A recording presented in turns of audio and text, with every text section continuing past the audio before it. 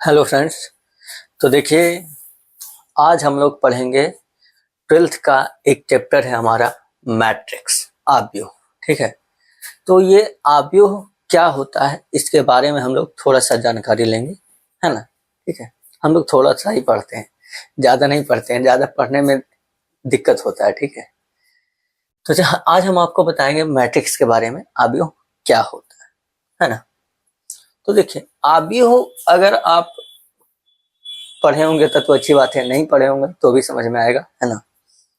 ये जो है ना, जैसे एक मान लीजिए कि हमारे पास कोई सूचना है। ठीक है, किसी भी सूचना का एक सारणी होता है ना। जैसे मान लिया आपने 10th पढ़ा, ठीक है, तो 10th पढ़ा, उसके बाद आपको एक मार्कशीट मिला। उसमें आपको मार्कशीट में एक सारणी बना होता है ना, आपके सब्जेक्ट और मार्क्स का, है ना, नंबर का। ठीक है, तो उस तरह का सारणी मतलब कोई भी सूचना का एक सारणी, है ना। मान लिया हम 2-3 का एक टेस्ट लिया हमने। ठीक है, तो मान लिया यहाँ पर कोई है ना, फर्स्ट बॉय है। ठीक है, यहाँ सेकंड बॉय है और यहाँ थर्ड है। ठीक है, मान लिया कोई 3 लड़का है ना। फिर उसका मार्क्स हमने यहाँ पे टेस्ट लिया मैथ का, है ना, फिजिक्स का, है ना, और केमिस्ट्री का। 3 सब्जेक्ट का यहाँ पर हमने टेस्ट लिया। ठीक है, तो पहले का इसमें मान लिया आ गया 70, है ना, 60 एंड 55। ठीक है, यहाँ पे आ गया 80, ये हो गया 70 और ये 30, है ना। ये सेकंड जो है इसका केमिस्ट्री में पकड़ कम है। ठीक है, ये हो गया 60, ये हो गया 85 एंड हियर 49। ठीक है, इस तरह से, है ना, एक सारणी है ना। ये क्या है, ये एक सारणी है, इससे हमको सूचना मिल रहा है। कैसी सूचना मिल रहा है कि भाई जो पहला लड़का है उसको मैथ में कितना मार्क्स आया है, 70 आया है ना। उसी तरह से फिजिक्स में कितना आया, 60 एंड केमिस्ट्री में 55। ठीक है, तो इस तरह से एक सूचना मिल रहा है ना। कहेंगे सर इससे हमको मैट्रिक्स से क्या लेना देना है, तो यही सूचना को आप बाहर निकालिए। ठीक है, इस सभ्य कुछ हटा दीजिए, ये जो सूचना है इस सूचना को आप बाहर निकालिए, है ना। ऐसे लिख दीजिए 70, 60 एंड 55। ठीक है, 80, 70, 30, 60, 85 एंड 49, यही मैट्रिक्स है। लेकिन अभी नहीं है ना। है तो मैट्रिक्स यही, लेकिन ऐसे अच्छा नहीं लग रहा है। तो इसको हमने क्या किया, अब इसको ऐसे छोटी कोष्ठ में, छोटा संख्या रहता है ना, छोटा संख्या x+2, तो इसको हम छोटी कोष्ठ में ऐसे घेर देते हैं, है ना।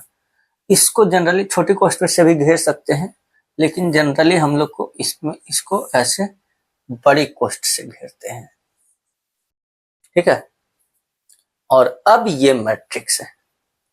ठीक है, ये क्या है, मैट्रिक्स है। तो अगर आप डिफिनीशन की बात करें तो मैट्रिक्स का डिफिनीशन होता है, सबसे पहले तो यहाँ पे देखिए लिखा हुआ है मैट्रिक्सेस, है ना। ये आपका प्लूरल है ना। और आपका मैट्रिक्स जब आएगा तो ये आएगा मैट्रिक्स सिंगुलर, है ना, एक सिंगल आव्यूह, है ना। तो मैट्रिक्स का अगर आप डिफिनीशन पढ़ेंगे तो होगा कि मैट्रिक्स जो होता है काल्पनिक या सम्मिश्र, है ना, वास्तविक या सम्मिश्र संख्या। ठीक है, वास्तविक एवं सम्मिश्र संख्याओं का एक संग्रह है ना।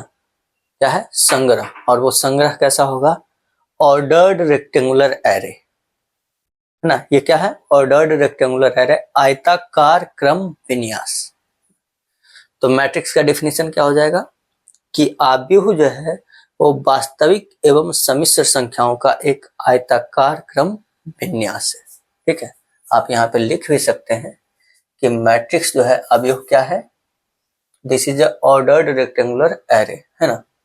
अगर नहीं हम जैसे बोले वैसे लिख सकते हैं कि आव्यूह क्या है, आव्यूह वास्तविक एवं सम्मिश्र संख्याओं का एक आयताकार क्रम विन्यास है ना। देखिए हम लोग यहाँ पे लिखने नहीं आए, समझने आए है ना। तो अगर लिखना चाहें तो जो हम बोले वो आप लिख लीजिएगा है ना। और शॉर्ट में यहाँ पे डिनोट कर सकते हैं, this is the ordered rectangular array है ना। यह क्या है, यह एक आयताकार क्रम विन्यास है ना। आयताकार क्रम विन्यास है, क्या है, आयताकार क्रम विन्यास है ना। ऑर्डर्ड रेक्टेंगुलर एरे है ना। इसका कोई स्पेशल मान नहीं होता है ना। इसको केवल अच्छा दिखे, सुंदर दिखे है ना। अब जनरली केवल ऐसे था है ना। अब इसी सूचना को हम ऐसे बाहर निकाल दिए तो ये उतना अच्छा नहीं लग रहा है ना। लेकिन इसी को जब हम ऐसे इसको घेर दिए तो ये थोड़ा सा अच्छा लगा है ना। तो केवल इसको सुंदर दिखे इसी के लिए इसको हम घेर देते हैं और इसका कोई मान नहीं होता। इसी का जस्ट नेक्स्ट चैप्टर जो हमारा है डिटर्मिनेंट पढ़ना है ना, सारणिक, ठीक है। डिटर्मिनेंट सारणिक है तो उसमें भी उसी टाइप का है, तो उसमें ये नहीं होता है, ठीक है। उसमें ये नहीं होता है, उसमें ये ऐसे होता है ना। तो इसका मान निकलता है उसमें, ठीक है।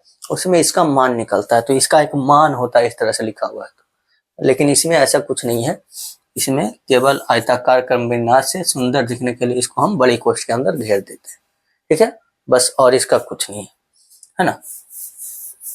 तो यह एक आयताकार क्रम विन्यास है, क्या है, आव्यूह जो है एक आयताकार क्रम विन्यास है ना। इस तरह से संख्या लिखा जाता है, क्या है, आयताकार क्रम विन्यास है ना। यह एक आव्यूह है ना। क्या है, एक आव्यूह है, ठीक है। ये भी एक आव्यूह है ना। और बाकी जानेंगे कि आव्यूह के भी बहुत से प्रकार होते हैं, और सब जानेंगे हम। पहले ये समझ लीजिए कि आव्यूह होता कैसा है।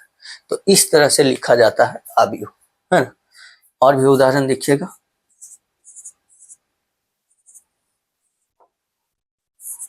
ये क्या है, एक आव्यूह। अब कहेंगे आई क्या है, तो आई कॉम्प्लेक्स नंबर में हम लोग को 11 में पढ़ना है ना। तो ये क्या है, आव्यूह है ना, सम्मिश्र संख्या, ठीक है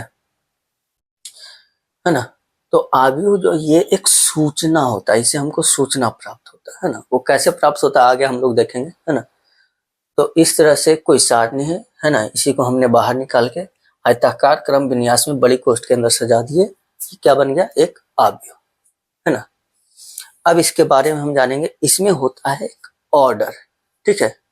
तो ऑर्डर जानने के पहले, इसका मैट्रिक्स का ऑर्डर जानने के पहले हम लोग रो और कॉलम जानेंगे, है ना। तो रो और कॉलम क्या होता है, ठीक है। तो देखिए, रो और कॉलम, है ना। तो मैट्रिक्स में रो और कॉलम बहुत इंपॉर्टेंट है ना। और ये इसमें बहुत सारे कंफ्यूज हो जाते हैं रो और कॉलम में, ठीक है ना। तो आपको कंफ्यूज नहीं होना है, बता देंगे एक बार अच्छी तरह से, है ना। देखिए, ये हमारा एक अवयव, हाँ, और इसको एक डिनोट करते हैं हमेशा, मतलब कि कैपिटल लेटर से, ठीक है। तो मान लिया ये ए एक अवयव है, ठीक है। ए क्या है, एक अवयव है। जनरली ऐसे मान लीजिए तो कुछ भी लिख सकते हैं, ठीक है। चलिए नहीं, इतना ही मानिए, ठीक है। अच्छा, दोनों सिम हो गया, कोई दिक्कत नहीं, सिम रह सकता है ना। चलिए 0, ये हमारा एक क्या है, अवयव है ना। अब इसमें आप देख रहे होंगे, अगर हम इसमें लाइन खींचे, है ना। तो अगर हम इसमें लाइन खींचे तो बताइए, इस तरह से हॉरिजॉन्टल लाइन, है ना। ये क्या होता है, हॉरिजॉन्टल लाइन, है ना। ये भी अगर आप नहीं जानते होंगे तो जान लीजिए, है ना। ये जो लाइन होता है, ये होता है हॉरिजॉन्टल लाइन, ठीक है। क्या होता है, हॉरिजॉन्टल लाइन, है ना। और ये जो खड़ी होता है, ये होता है वर्टिकल, क्या होता है, वर्टिकल, ठीक है। तो अब ये बताइए कि अगर हम इसके, ये जो है इसके अंदर लिखा हुआ सूचना, है ना। तो इसके अंदर अगर जो सूचना लिखा हुआ है, इसमें इसके साथ अगर हम लाइन खींचे तो कितने हॉरिजॉन्टल लाइन खींच सकते हैं? कहेंगे सर 2। कितने? 2, है ना, ऐसे ऐसे। ठीक है, तो आप इसको ऐसे समझ लीजिए, है ना। एक दूसरा हम आपको उदाहरण के साथ समझा देते हैं ना। इसमें एक लाइन है ना ऊपर में, फिर दूसरा लाइन नीचे में, तो ये जो हो गया रो हो गया, इसको हम बोलते हैं रो, है ना। हिंदी में बोलते हैं पंक्ति। क्या बोलते हैं? पंक्ति, है ना। रो क्या? पंक्ति, है ना। तो अब चूंकि 2 गो रो हो गया, तो ऊपर वाला हो गया पहला फर्स्ट रो, और नीचे वाला हो गया सेकेंड रो, है ना। पहला पंक्ति, दूसरा पंक्ति, है ना। उसी तरह से अगर हम इसमें वर्टिकल लाइन खींचे तो 1, 2 और 3, है ना। तो जो खड़ी वाला वर्टिकल लाइन हो जाएगा, ये हो जाएगा हमारा कॉलम। ये क्या हो जाएगा? कॉलम, है ना। इन्हें बोलते हैं इसको स्तंभ। क्या बोलते हैं? स्तंभ, है ना। क्या बोलते हैं? स्तंभ। अब चूंकि 3 वो है, तो ये हो गया हमारा पहला कॉलम, दूसरा कॉलम और ये तीसरा कॉलम। ठीक है, तो इसमें आपसे पूछेगा कि इसमें पंक्ति की संख्या कितने हैं। तो हॉरिजॉन्टल लाइन, है ना, क्षैतिज, ठीक है, क्षैतिज वाला संख्या गिने, है ना, हॉरिजॉन्टल लाइन। तो 1 और ये 2, है ना, ऐसे 1 2, आपको काटना नहीं है ना, बता रहे हैं। तो गिनेंगे तो 1 हो गया, 2 हो गया, तो रो कितने हो गए? 2, और कॉलम 1 2 3। ठीक है, तो पंक्ति की संख्या हो गई 2 और कॉलम की संख्या हो गया 3, है ना। और उदाहरण आप देख लीजिए। ठीक है,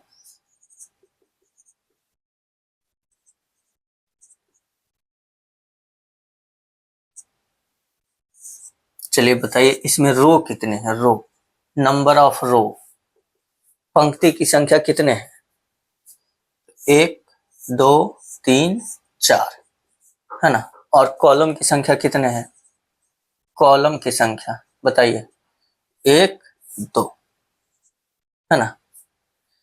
तो नंबर ऑफ रो हो गए 4 और नंबर ऑफ कॉलम हो गए 2। ठीक है, तो ध्यान रहेगा, जो हॉरिजॉन्टल लाइन रहेगा वो हो गया रो, और जो वर्टिकल लाइन रहेगा वो हो गया कॉलम, है ना। तो इसको आप नोट कैसे कीजिएगा? आप मतलब ये भी नोट कर सकते हैं, वो तो जैसे आपको समझ में आए कि हमको, आप देखिए कि हमको कैसे याद रहेगा, है ना। और वैसे मेरे हिसाब से आप इसको ऐसे नोट कर सकते हैं, बता देते हैं आपको। ठीक है, देखिए, तो मेरे हिसाब से ऐसे नोट कर लेंगे।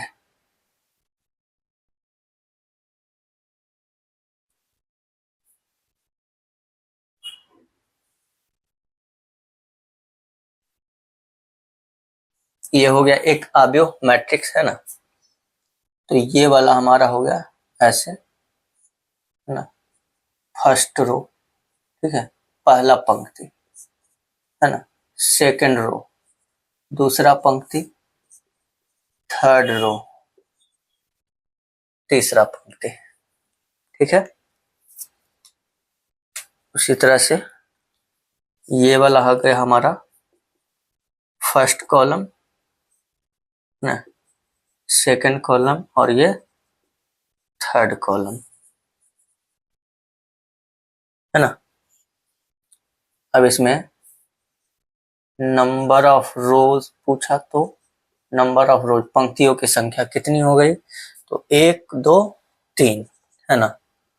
और नंबर ऑफ कॉलम पूछा तो नंबर ऑफ कॉलम, कॉलम पूछेगा तो 1 2 और 3, है ना। तो पंक्ति की संख्या भी 3 है और कॉलम की संख्या भी 3 है। ठीक है, तो आप इसको आप नोट कर लीजिए, है ना। अब जब रो और कॉलम अगर आप पहचान जाएंगे, तब आपसे पूछेगा इसका ऑर्डर। क्या पूछेगा? ऑर्डर, है ना। आपसे पूछेगा कि इसका आव्यूह का, इस आव्यूह का ऑर्डर क्या है। ठीक है, कोटि, जिसको हिंदी में बोलते हैं कोटि। तो इसको नोट कीजिए और कोटि भी बताते हैं यानी ऑर्डर क्या होता है। ठीक है, नोट कर लिए, मिटा दें।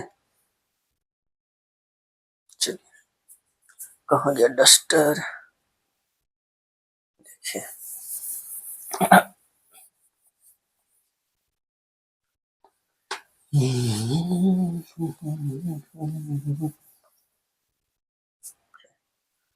तो ऑर्डर ऑफ मैट्रिक्स, ठीक है,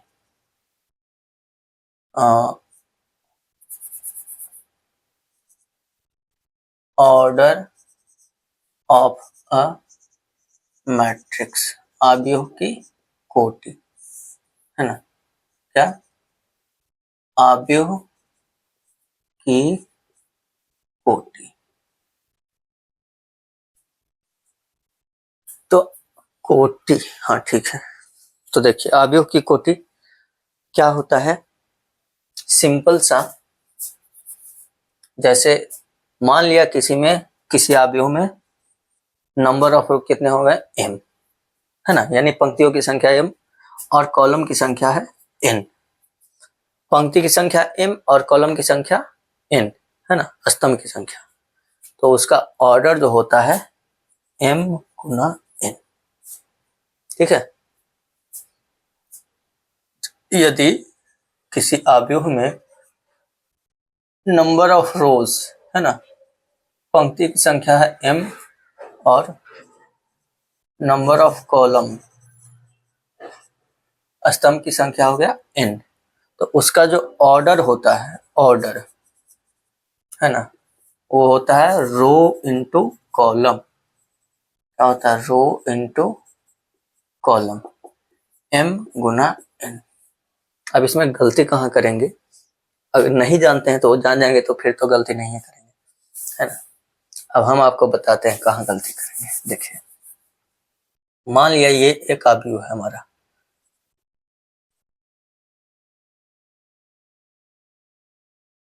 ये क्या है, आव्यूह है। कहेंगे सर इसमें जो है नंबर ऑफ रोज, है ना, पंक्ति की संख्या कितने हैं, तो 1 2, है ना, फिर कहेंगे नंबर ऑफ कॉलम, स्तंभ की संख्या कितने हैं, 1 2 3। अब कहेंगे इसका ऑर्डर कितना है, ऑर्डर, तो रो इंटू कॉलम, 2 इंटू 3, कहेंगे 6, है ना। अब जो नहीं जानते हैं उनसे हम पूछेंगे कि इस आव्यूह का कोटि क्या है, तो कहेंगे सर रो हो गया 1 2 गो और कॉलम हो गया 3 गो, तो ऑर्डर हो गया 2 3 6। बिल्कुल गलत, क्या करना है, इसको गुना नहीं करना। ठीक है, बस यही बात था, है ना। तो जो एक बार जान जाएंगे फिर गलती करेंगे नहीं, तो इसका कोटि गुना नहीं करना है, बस ऐसे ही बोलना है आपको, 2 इंटू 3। ठीक है, तो m इंटू n, है ना, किसी भी आव्यूह में अगर पंक्ति की संख्या m है और स्तंभ की संख्या n है ना, तो उसका जो ऑर्डर होगा वो m गुना n हो जाएगा, है ना। नंबर ऑफ रोज 2, ठीक है, पंक्ति की संख्या 2, कॉलम की संख्या 3, तो उसका ऑर्डर हो जाएगा 2 गुना 3, 2 इंटू 3। ठीक है ना, तो अब आसानी से बता देंगे, है ना। अब इसको लिखा कहाँ जाता है, तो ये जो मैट्रिक्स जो होगा ना, इसका दाहिना साइड नीचे वाला कोनवा में यहाँ पर लिखा आता है इसका ऑर्डर। ठीक है, इसका ऑर्डर हो गया 2 इंटू 3। ये हमारा मैट्रिक्स हो गया 12 -2 I 0 √3 5, कुछ भी हो सकता है ना, वास्तविक एवं समिश्र संख्या, ये तो वही हो जाएगा -5। और चलिए बताइए इसमें इसका ऑर्डर क्या होगा, तो पंक्ति की संख्या कितने हो गए हैं, 2, है ना, पंक्ति की संख्या हो गया 2 और स्तंभ की संख्या 1 2 3 4, है ना, स्तंभ की संख्या हो गया 4, तो इसका ऑर्डर हो गया 3 इंटू 4। ठीक है, कितने हो गए, 3 इंटू 4, है ना। और कोई दिक्कत नहीं ना, चलिए बताइएगा आप, हम आपको केवल, चलिए इसका ऑर्डर बता दीजिए, इसका ऑर्डर क्या होगा कोटि? तो कहेंगे सर इसमें तो कैसे होगा, द नंबर ऑफ रोज एक है ना, कॉलम कॉलम हो गया 1 2 3, तो ऑर्डर हो जाएगा 1 into 3। ठीक है,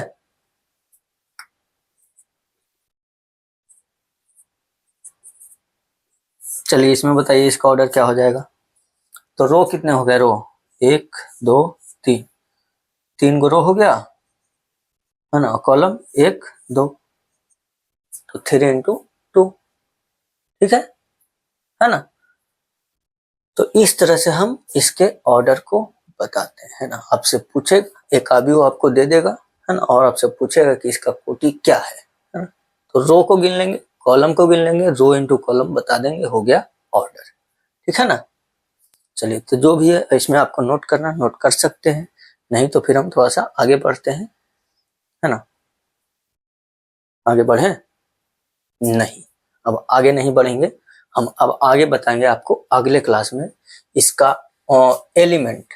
ठीक है, एलिमेंट ऑफ अ मैट्रिक्स क्या होता है ना, एलिमेंट ऑफ अ मैट्रिक्स है ना। और इस पर कुछ क्वेश्चन भी ले देंगे है ना, कि इससे संबंधित क्वेश्चन कैसे आता है। ठीक है, तो चलिए, अगर आप लोग को समझ में आ गया हो तो प्लीज वीडियो को लाइक कीजिए, कमेंट कीजिए है ना, और जितना अधिक से अधिक हो सकता है प्लीज शेयर कर दीजिए। और अगर आप चैनल पर नए हो तो चैनल को सब्सक्राइब करके बेल आइकन दबा लीजिए। मिलते हैं हम लोग नेक्स्ट क्लास में, तब तक के लिए मन ला के पढ़ते रहिए। धन्यवाद, जय हिंद।